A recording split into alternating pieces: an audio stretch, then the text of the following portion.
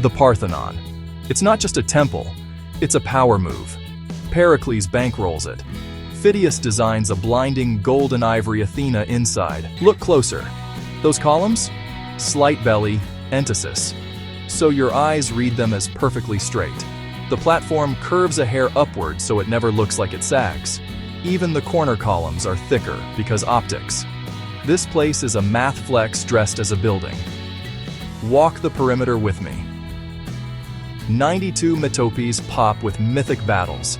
Lapiths versus centaurs, gods versus giants. Basically, order beats chaos. Above the side colonnades, the Ionic frieze rolls like a marble movie.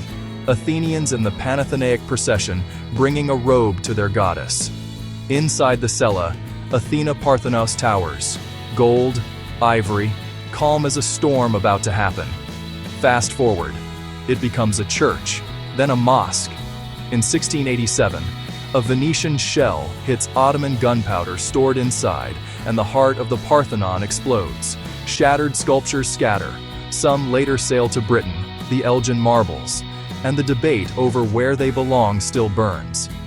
Back to today. Scaffolds climb like exoskeletons.